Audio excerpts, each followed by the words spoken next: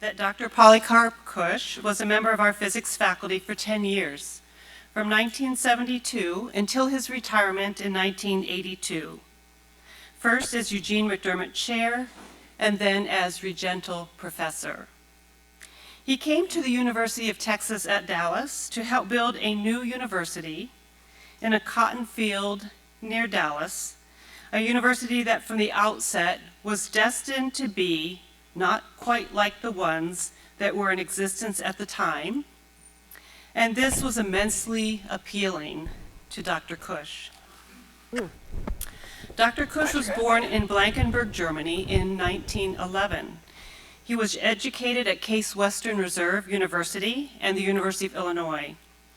He spent much of his career at Columbia University in New York City, where he was a professor of physics, vice president and dean of the faculty, and then vice president for academic affairs and provost.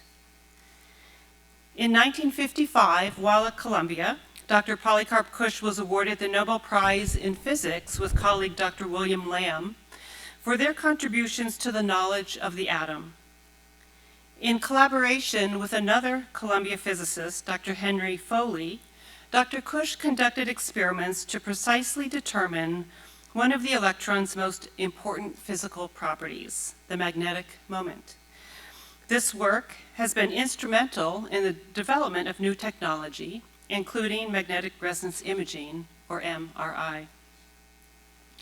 In addition to the Nobel Prize, Kusch was awarded 8 honorary degrees, and he was elected to membership in the National Academy of Sciences, among other honors. A longtime educator, Dr. Kusch was not only an eminent physicist, he also was an award-winning teacher. It was reported that Kusch dearly loved his work, especially the teaching, and that he once said, "I describe myself as an adequate scientist, but I am a superb teacher." So can you imagine winning a Nobel Prize in physics and saying you're an adequate scientist? He must have been one great teacher. At Columbia, he was chosen to teach an introductory physics course for non-majors, informally known as Physics for Poets. Columbia awarded him their Great Teacher Award. At UT Dallas, Dr. Kusch was known for his lecture demonstration course named The Phenomena of Nature, for which he assembled a first-rate collection of equipment to show physicists and non-physicists alike just how nature works.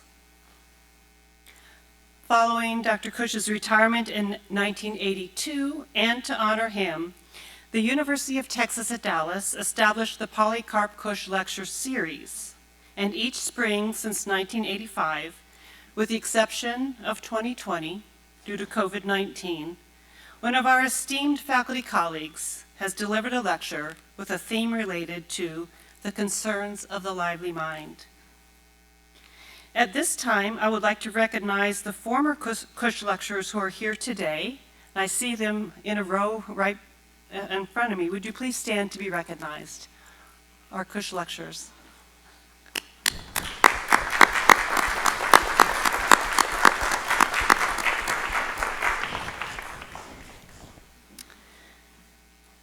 Through the annual Kusch event, the University of Texas at Dallas simultaneously honors former colleague, Dr. Polycarp Kusch, and a current distinguished colleague. We are so honored that our respected colleague, Dr. Robert Stern, is this year's Kusch lecturer. Dean Hyman, would you please come forward to introduce Professor Stern?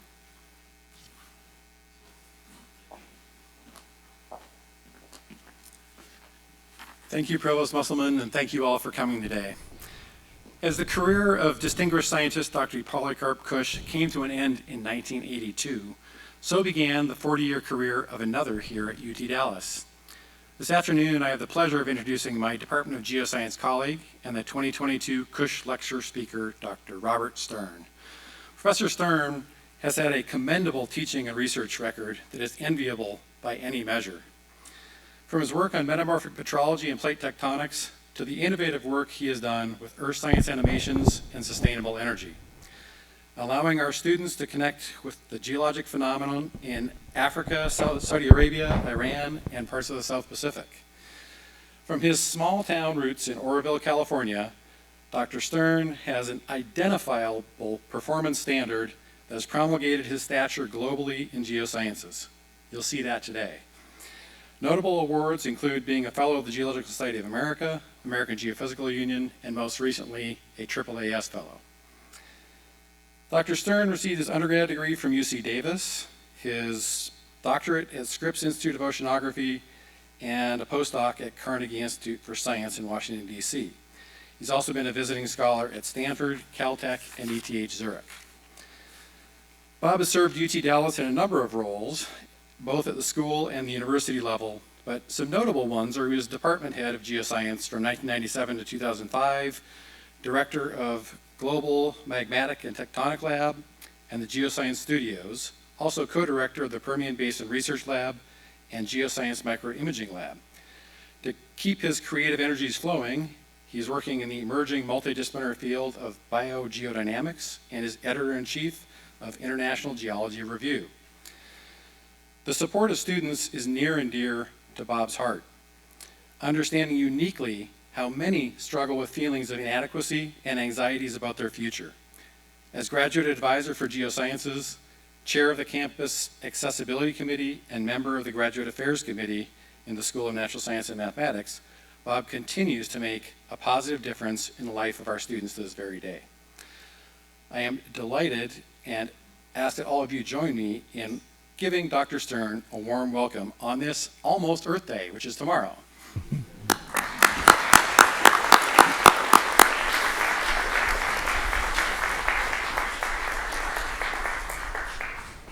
Thanks, Nate. Thank you very much. It's a real honor to be here. Thank you, President Benson, Provost Musselman, and Dean Heinemann. Thank you, friends and colleagues, for coming out. 40-year career, it's absolutely wonderful to celebrate in this way. So let's get started. Okay, so my journey started 51 years ago. So that's my wife, Melissa, who's here with me, and none of whatever I've accomplished in my life, none of it would have been possible without her support and love. So that we didn't know we were starting a 50-year journey together at that time, but we did. So just so those of you that may not remember me when I was younger, things change in 40 years. So, one of them is me in my new office in the Founders Building in the spring of 1982. I think that's a handheld calculator there, but it took a while to get a computer. All right, so let's talk about the Challenger Deep. So there's 6 parts to this talk. First of all, you need to know a little bit about plate tectonics and where the Mariana Trench is. We'll talk about that. Then you can't do marine geology without an incredible amount of technology, and we have to talk about that. Then we'll zoom in on the Marianas and the Challenger Deep. We'll talk about some of the people who have gone all the way to the bottom and back up. And then we'll talk about the work that we've done at UTD, 4 particular discoveries. And then finally we'll end with what's next. So just to tell you about plate tectonics and show you where the Marianas is, Earth is made up of a fractal of tectonic plates that are all moving with respect to each other. There's 11 large plates, many more small ones. These are on the order of 100 to 200 kilometers thick, 60 to 120 miles thick, and they can be as large as many thousands of kilometers across. And they move about as fast as your fingernails grow or your hair grows. So there's the Marianas out there in the Western Pacific. Now sorry about the red box getting misplaced, but there's 3 types of plate boundaries. There's places where the plates move apart, These are the mid-ocean ridges. There's places where the plates slide by each other. These are the transform faults. And then there are places where the plates come together. And these are the convergent plate boundaries. And the Marianas is a classic example of a convergent plate boundary. Oops. Ah, well. We're going to be talking about a convergent plate boundary. There's two of them shown there. All right. The Earth's earthquakes are concentrated where the plate boundaries are. Not completely, but to a first order, a map like this, which is not a map of lights from sky, this is a computer representation of earthquakes over 50 or 60 years. And you can see where the plate boundaries are because they're lit up with earthquakes. And that's where the Marianas are, in one of these very tectonically active regions. So what is a trench? So a trench is where one plate bends down to go underneath the other. And here we have a really spectacular seismic reflection and refraction image of the Pacific plate subducting beneath Japan. They have obvious reasons for being very interested in understanding the tectonics and the seismicity. And what you see there is the Japan Trench, which is going to be like the Mariana Trench, where we are. And then there's two slopes. One of them is from the overriding plate, the inner trench slope. The other one is on the outer plate that's going down. And in the bottom, you can see a representation, an interpretation of that seismic image. It's absolutely one of the great achievements of late 20th century science. Didn't mean to do that. All right, so the Mariana Arc is the southern part of a complex system that starts in Japan as the Izu Arc, goes into the Bonin Arc, and the Marianas. We give it three names, but it's really just one system. We call it the Ibm Arc, just for short, and to draw attention. And so you can see it's 2,800 kilometers along that system, so 1,800 miles, a long way. And this is where the Pacific plate is sinking underneath the Philippine Sea plate. The Mariana convergent margin and the trench marks where that happens. All right, so the challenge is that nearly all of this system is underwater. So there's a few islands, but in order to study what's going on underwater, you need some serious technology. The field that does that is called marine geology, and it is an extremely interdisciplinary field. And because it's focused on the technology, no one group can use it. You want to make sure that technology is being used.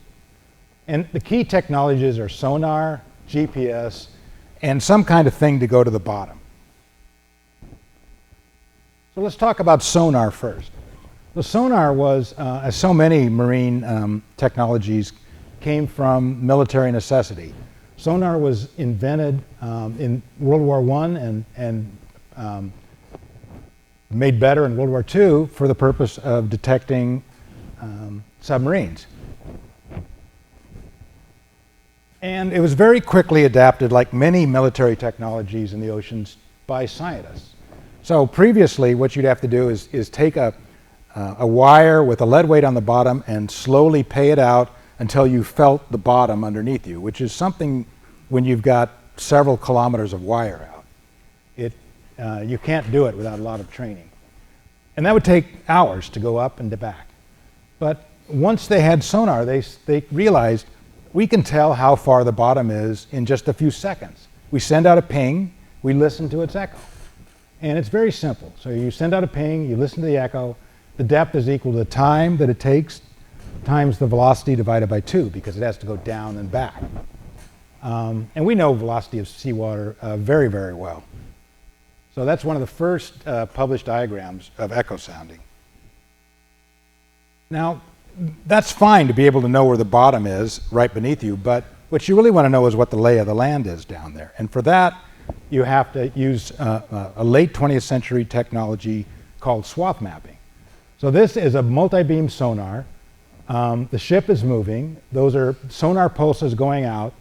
And the returns are deconstructed into different positions on the seafloor.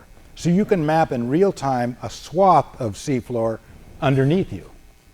And this kind of swath mapping is now extremely useful, not just in marine geology, but also offshore oil and gas exploration, seafloor cable routing, and now for siting offshore wind farms, which are becoming a bigger and bigger thing.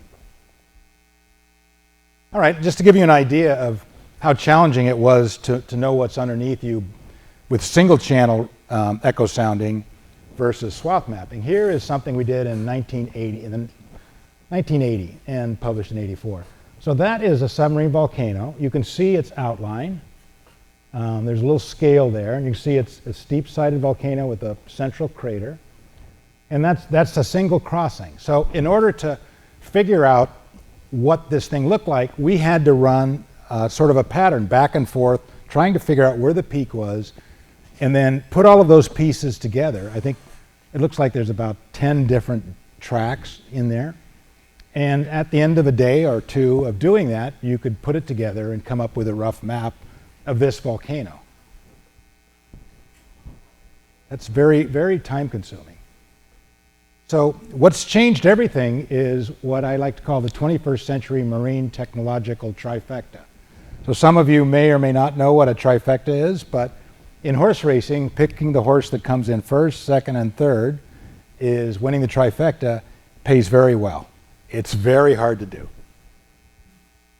Okay, this is the early 21st century marine technological trifecta. With GPS, we now know where we are within a few meters. That's something that was really difficult to accomplish before GPS. You never really knew where you were.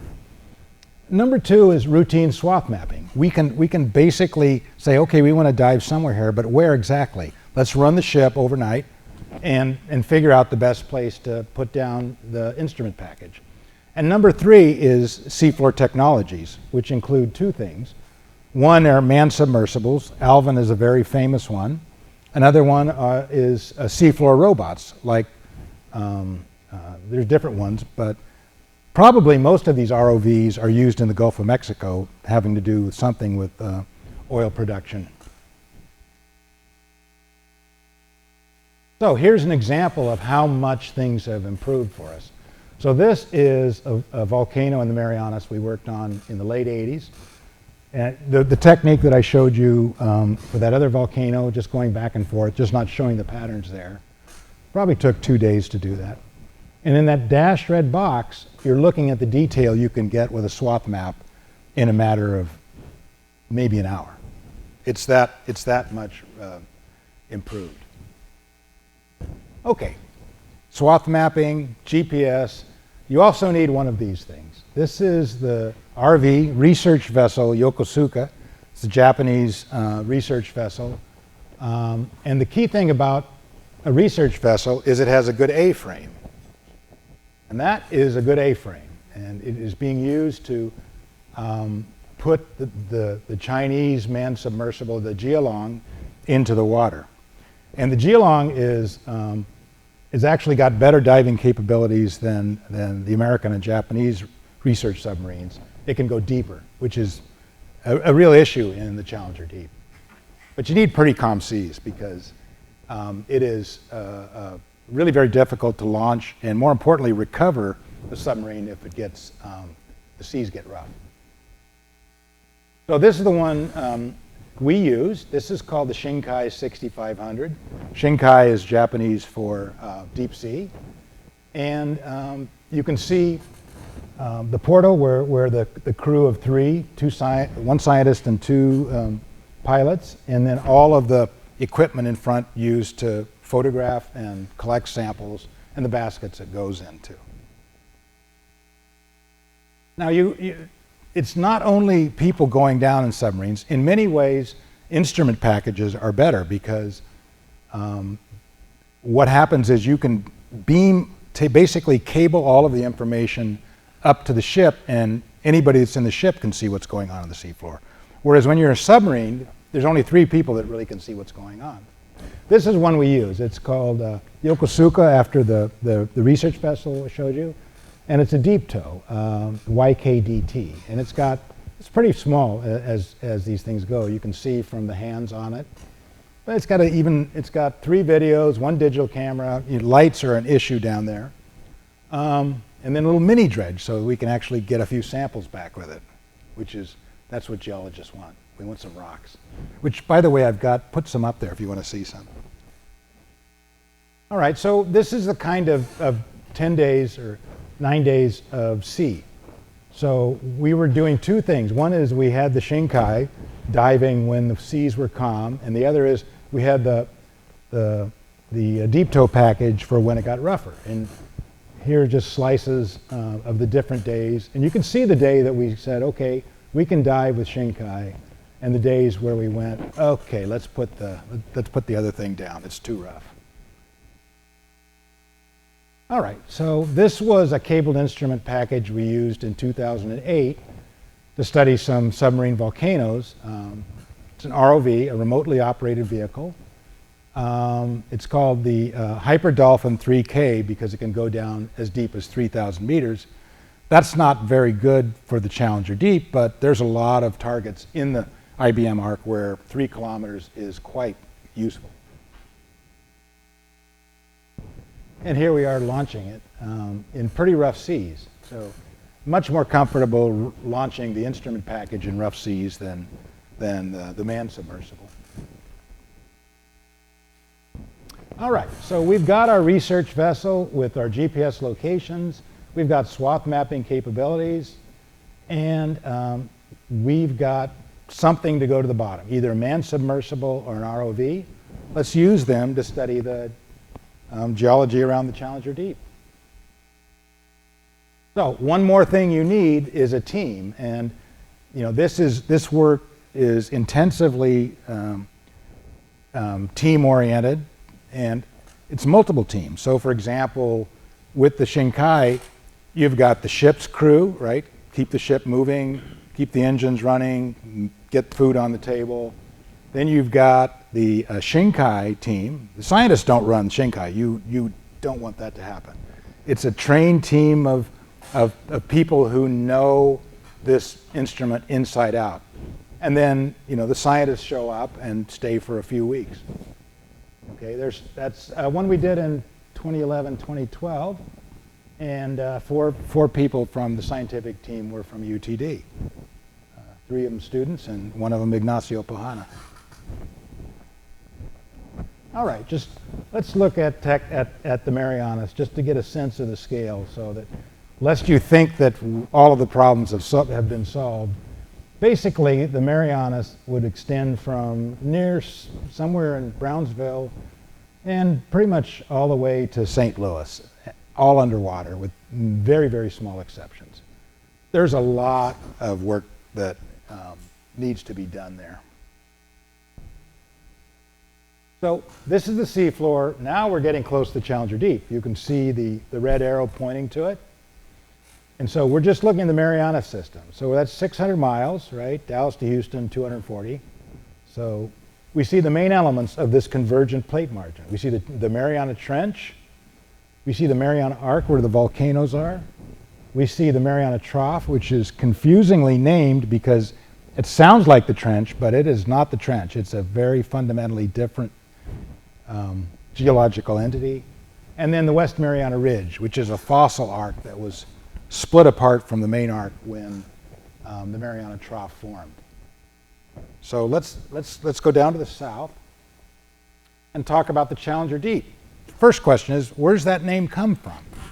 Well, this was really the first oceanographic expedition, and it went out for 3 years. So when we go out to sea for 3 weeks, it's a long trip, and you can ask Melissa what that was like with 3 kids, but 3 years is simply unimaginable. We sailed around the world, one of the most heroic scientific expeditions, and in 1875, they were doing this lead line thing, and they got a depth of, back then they were using fathoms, now we use meters, but basically 8,100 meters, which was the deepest sounding they had at that point. And then they weren't actually in the Challenger Deep, but they were close enough to warrant naming that deep after the ship. And just to put it in perspective, Challenger Deep, basically 11 kilometers deep. And it's kind of neat because it's at 11 degrees north, so it's easy to remember. All you have to do is remember 11, and that's either the latitude or the water depth. And just putting that little Mount Everest right next to it to give you a scale of it. All right, now the challenge here is pressure.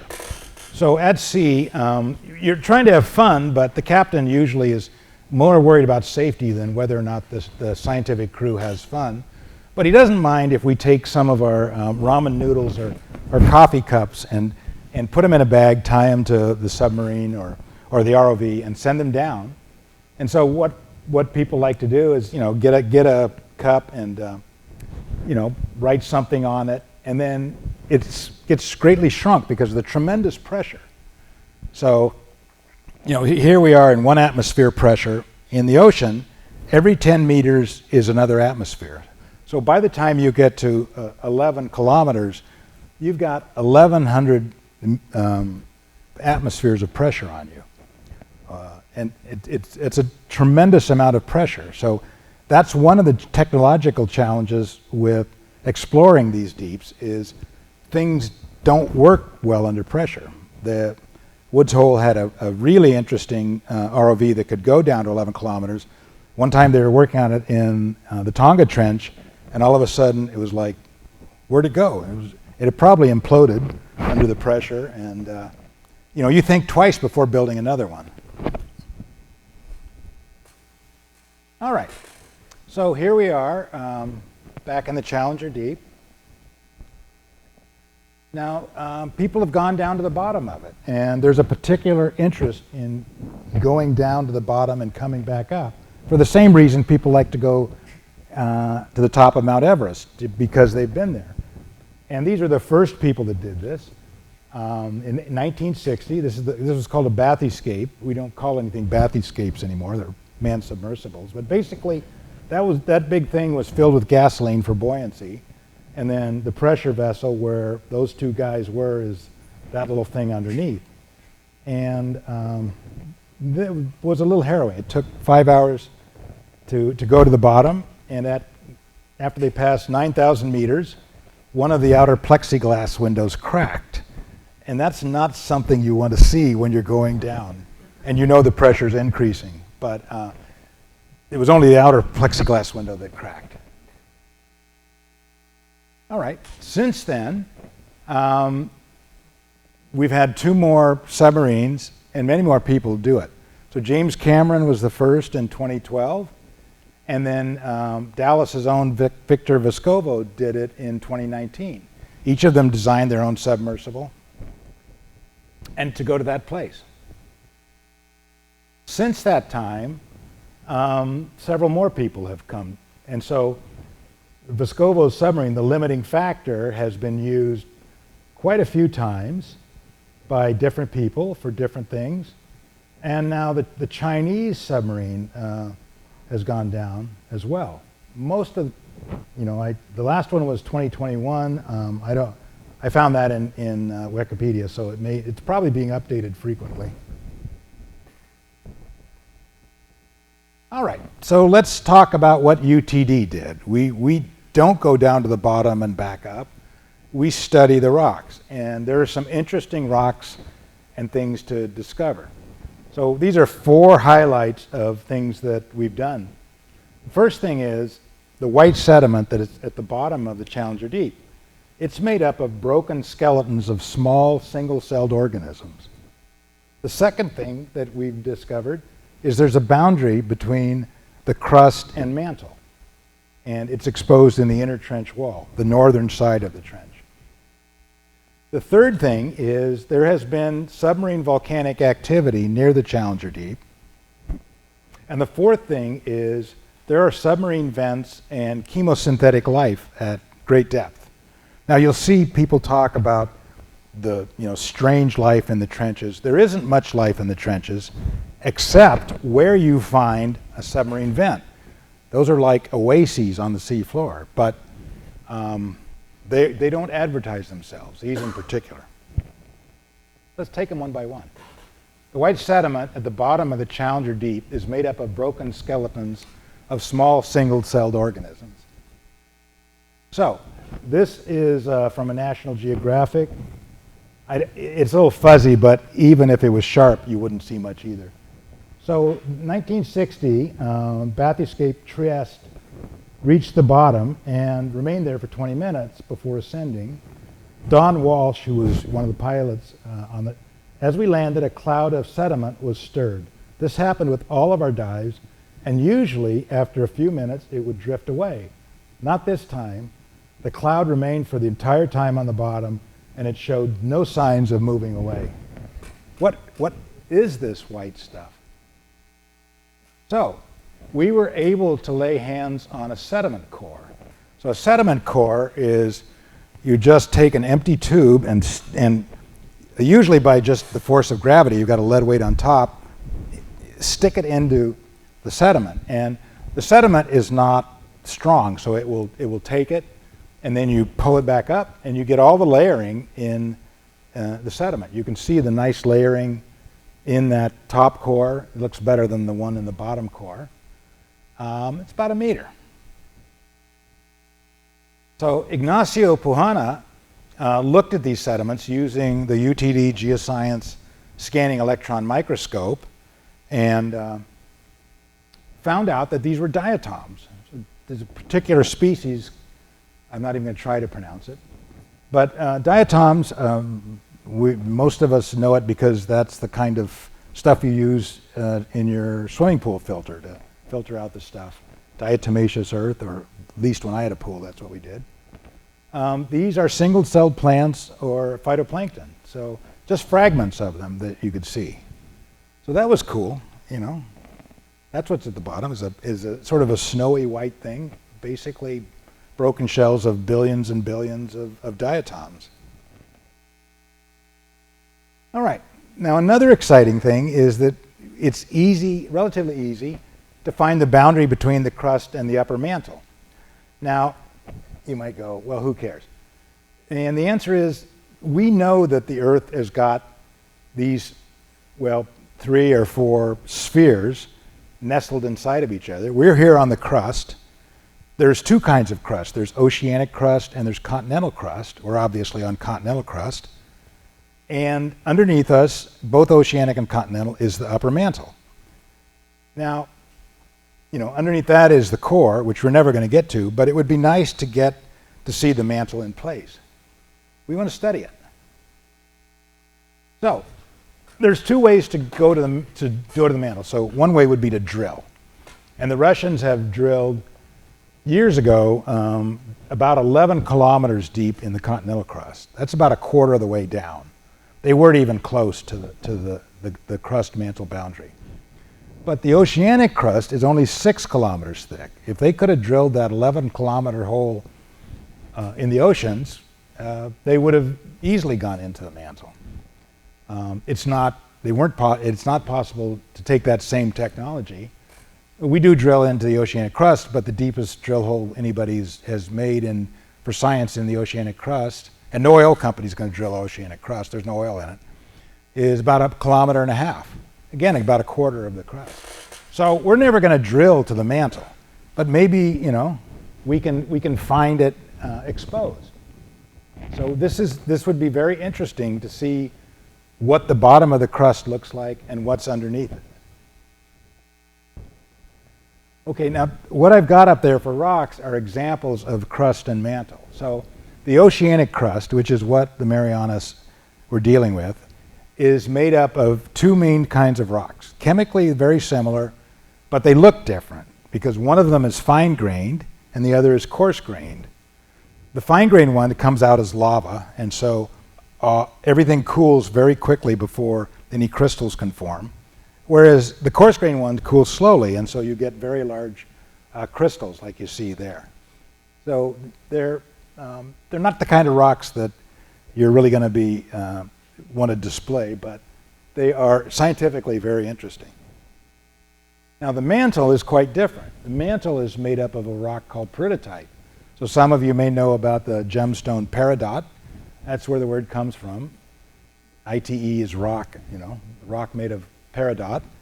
And this one on the left is fresh peridotite. I've got a sample of that up there. And the one on the right is altered peridotite or serpentinite, which is incidentally the state rock of California. These minerals, because they're in the mantle, are very reactive with seawater because they're completely out of equilibrium. And so they will react and do some interesting things. All right, so this is the Challenger Deep, and this is a bathymetric map. On the bottom you can see the water depth. You can see the island of Guam up there. Guam's part of the United States. Don't worry about the initials. That would be explained if in the paper that this came from, except for CD, which is the Challenger Deep, and SS, which is Shinkai Seep. We'll get to that later. So all of this is deep. You see the darkest color is there, the axis of the trench. That's the deepest part. To the south, you see the incoming plate bending down, and you can even see the faults where it is starting to bend and break in order to curve down into the mantle. In the north, you see the much shallower water of the upper plate.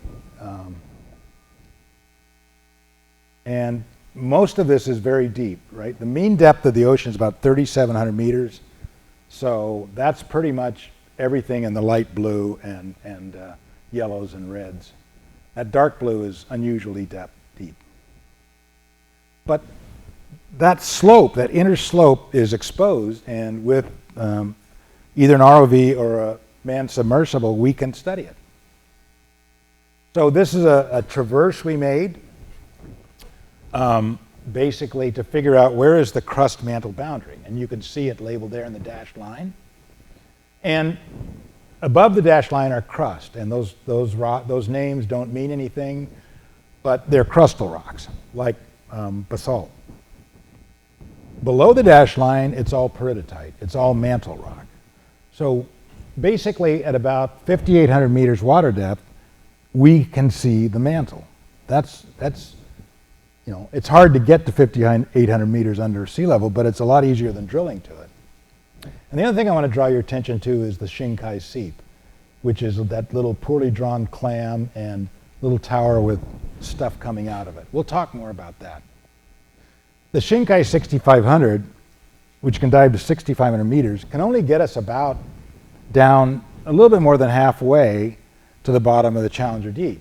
So we can study the upper part of the mantle, but there's a lot more of the mantle that we can't reach easily. Hopefully we will in the near future. All right. One more, the third important discovery we've made is there's been submarine volcanic activity near the Challenger Deep. Now in general, trenches are cold. Because the plate is going down, the region above it is generally it does not have volcanoes. And so we were very surprised when we discovered this region, which is this SEMFR, which was Julia Ribeiro's PhD research. She finished in 2012. The southeast Mariana Arc rift is a big lava field, basalt field, that is between about 1.5 and 2.7 million years old. And the geologic significance of that is that it's evidence that this whole region, the upper plate, has been pulling apart, even as the southern plate is subducting underneath it. And finally, there are submarine vents and chemosynthetic life at great depth. I want to show this to you. Just press again.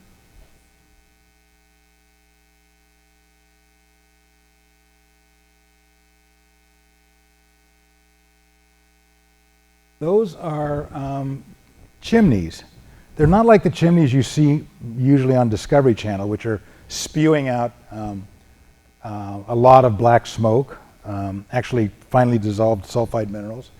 These are made out of carbonate. That's why they're white. And instead of being surrounded densely with life, the life is relatively sparse. And that's reflective of how much energy these things are putting in. So we'll show you. So this is one of them. You can't see anything coming out of it. This one must be active because you've got all of those brittle starfish surrounding it, and there's a shrimp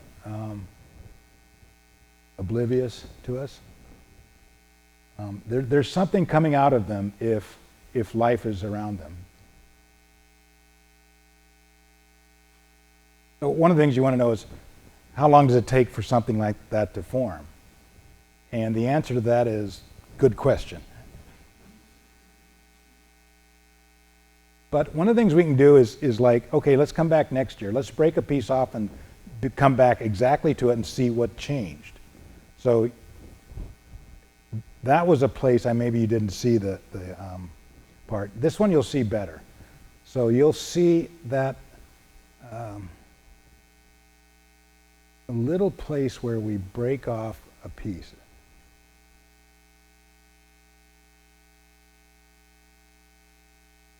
So there, see that little thing that looks like a feather coming out of a little narrow thing? This is a year later. That's what's grown in its place. We broke the piece off, and that thing, a couple of inches grew in a year. So these are very, very small, slow-growing, low-energy systems. What that means is they're hard to find.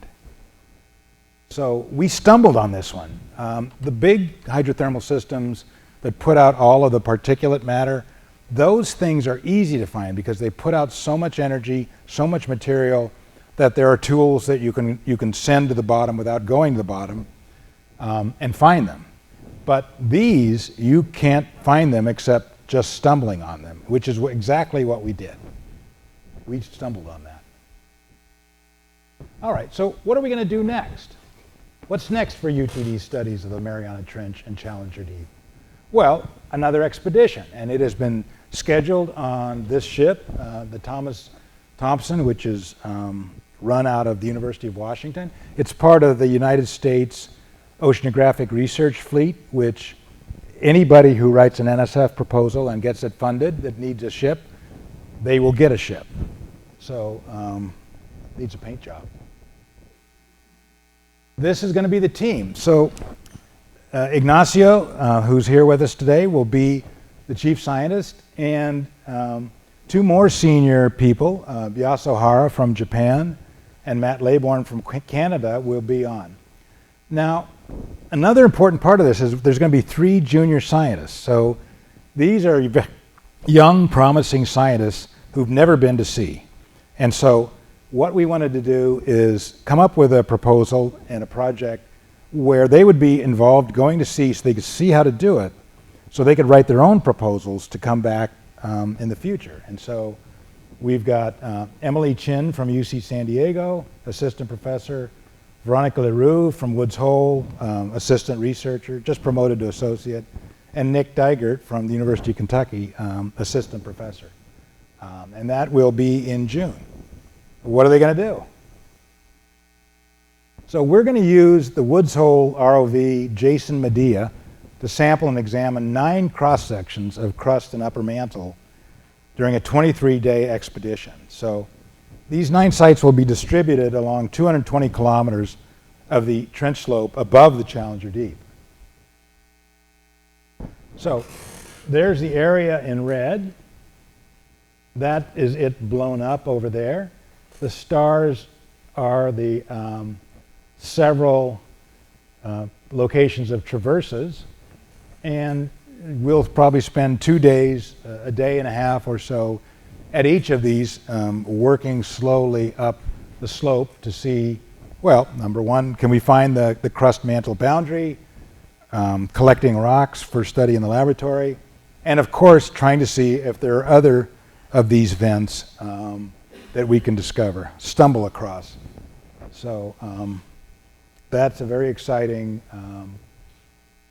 planned expedition. A little bit more than a year away. Now, one more thing. So I talked about the 21st century technological trifecta. Well, an additional thing that's happened in the 21st century is you can now get high-speed internet from a ship. I'm not going to sea anymore. Even when I could go to sea, it was kind of tough. I mean, you don't know until you get to sea whether or not you're made for going to sea. Some people, they're so excited when they first go to sea, and after 3 days, they're so excited when they get to go back to dry land. I was kind of halfway in the middle. There's some people that are like, I don't see anything different, but other people are like, I'm dying. So I'm going to be at home, here at UTD, on my internet, and they'll be doing the work with an ROV, so that the images come up the cable. There's a control room. I'll be able to see in pretty much real time what's going on and participate in the decisions about which sample should we get, where should we go tomorrow, things like that. So it's really exciting, and stay tuned. And then finally, if you want to know more about my work in the Marianas, there's a 20-minute video goes into gory detail. You're not going to remember that. But just Google 2019 Japan Prize Stern, and you'll see one of our videos. And while you're there, check out our other geoscientific videos on our YouTube channel, UTD Geoscience Studios. So thank you for listening.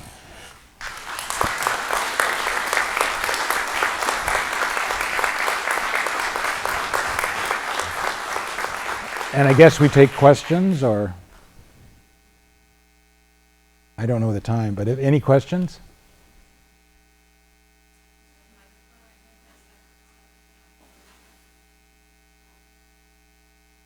Yeah, Jan.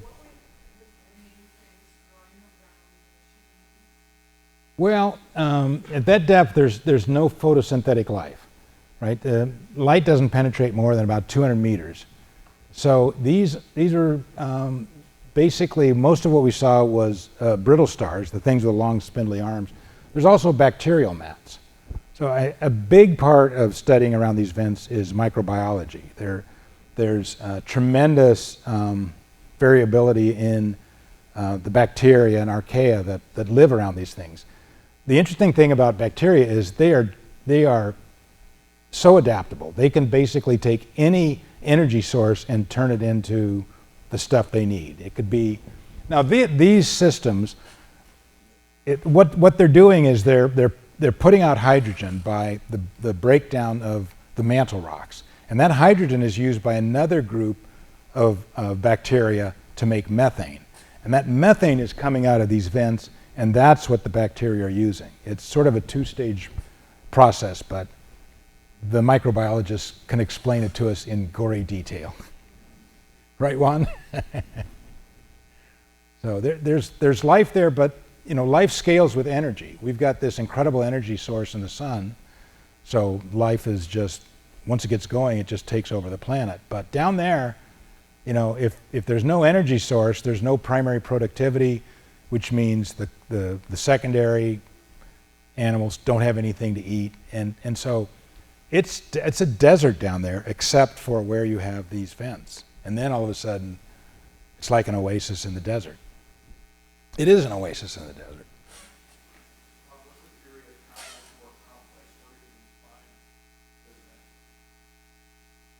I mean, I don't know. I mean, they seem to have a remarkable sense of smell because they can't see, right? Everything we saw down there, nothing else sees. There's no light whatsoever. Now you see some of these. I remember as a boy looking at life there was a big life books about the oceans, and they would have these monstrous fish, with things dangling off like that was some kind of a flashlight or something. But I don't think they really saw much. There's just nothing. You don't need eyes down there because there's no light. So it's probably smell. I mean, Animals, organisms are incredibly sensitive to chemicals in the atmosphere, and they're tuned to the ones they want. So when a whale, they've got some incredible videos of whales that have died, and they've sunk to the bottom out in the middle of the ocean where there's no life, and within days they're picked apart because things come in and like, we can smell that. That smells like dinner. Thanks. I like your picture with the TI calculator on your desk. I still have a collection of them. They still work. So anyway, my question is, you mentioned about the Mantle rocks reaction with the seawater. I read a paper, a report about the potential subterranean water locked in the mantle. So I guess I would like to ask you your thoughts about this dynamic of the subterranean huge reservoir of water interaction with the ocean, and how it might affect the rising sea level and the mix of that. I mean, on top of the climate change issue. Yeah, we know that water is subducted. So that plate that's going down, that's 100 kilometers thick. And it's been sitting on the seafloor for 100 million years. And it is marinated in water. Now, the question is, how marinated is it? And the crust, that top 6 kilometers, is richly marinated in water. But what about the 94 kilometers of mantle rocks beneath it? Remember, the plates are 100 kilometers thick. So we traditionally did not think there was that much water in the 94 kilometers. But then there are a couple of things happen. One is, with the new swath mapping, you can see these faults where the plate bends down. You can see these faults. And faults, as you can imagine, let water get in deep into there, especially under these pressures.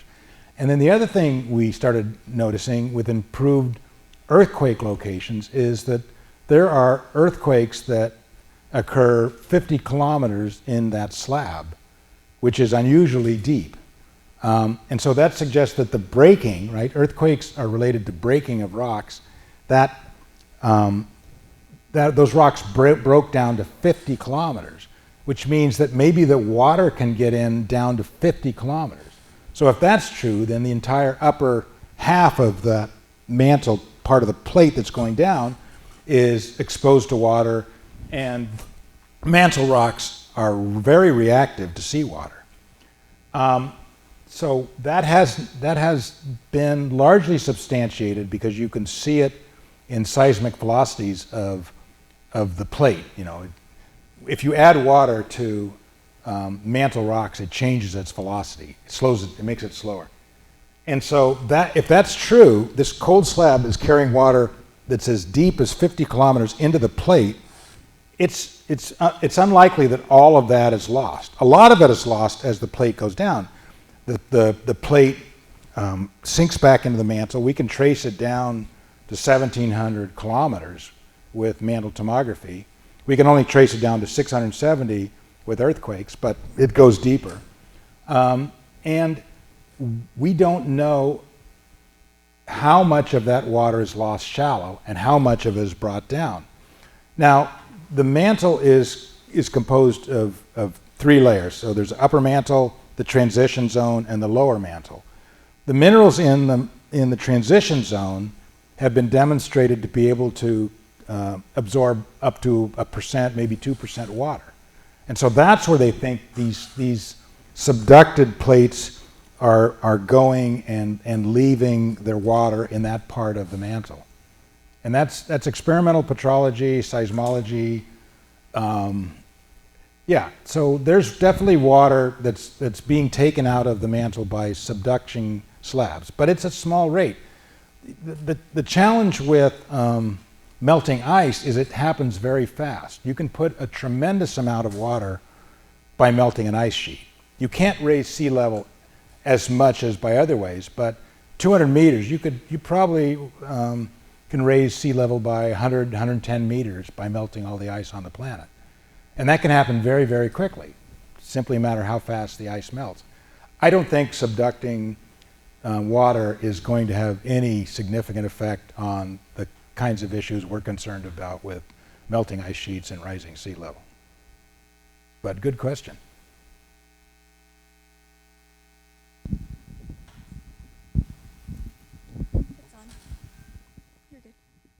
Okay, Bob, I want to ask you two questions. One funny and one maybe serious. So I will start with the serious one. Oh, thank you. Since along the trench you said, maybe even water going all the way to the mantle, isn't it a good idea to try to put explosives there with the robots and do the explosion and really get to the mantle? And because the distance to the mantle is only 6 kilometers, not 40. And you said it is a challenge to study the mantle. So by explosives, is it possible to? You mean to blow a hole in the 6 kilometers of crust? I don't think even a nuclear bomb would do that. I mean, a 6 kilometer hole is no, but pretty there is a trench. Along the trench, there is still water, right? Oh, yeah. So the explosives can go at that tunnel, no? Well, we do have the mantle exposed, so we could maybe save some money on explosives and just study the mantle that's sitting there waiting for us. Okay, this was a stupid question. Now the funny question. No such thing. No such thing. Now the funny question to make maybe some fun of it. You said that there are volcanoes over there on the bottom, and volcanoes used to have kimberlite pipes where we find the diamonds. Yes.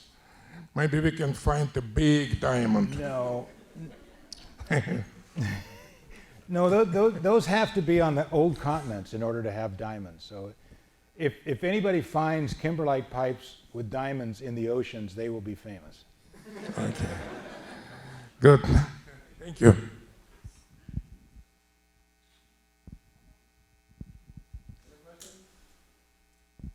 I had a question about the vents. In Yellowstone National Park, you see vents that are very similar to that at the bottom of the lake. And so I was just curious if there was any similarities in the composition of those two different vents. Yes, they're quite different. Number one is temperature. So temperature tells you about energy. So the Yellowstone vents, the ones on the Mid-Atlantic Ridge, East Pacific Rise, where you've got these big billowing smoke coming out of them, those are very high energy systems. I mean, you can see the energy and mass transfer. These are very low energy systems, which is why they're so hard to find. The temperature differences go along with the amount of fluid that's coming out of them. So you never have a high temperature vent with very little fluid coming out of it. It's rare to have a low temperature vent with a lot of fluid. That's kind of a spring. So they're completely different, and they're chemically different systems too. So whereas Yellowstone and the Mid-Atlantic ridges, those are dominated by sulfides. Sulfur is the big actor. These are dominated by carbonates, which are completely different in their chemical behavior. Okay, and then I had a follow-up to that. So again, related to Yellowstone, you have thermophiles that we've discovered, years ago that you could do DNA matching with those.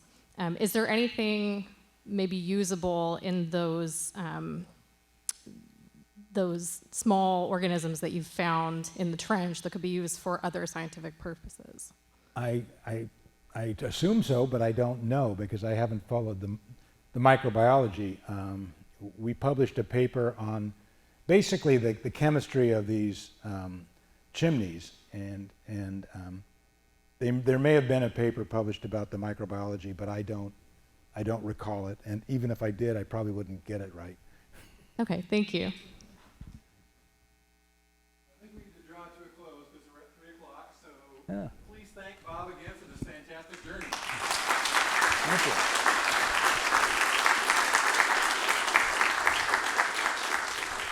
Thanks, Dave. Been fun.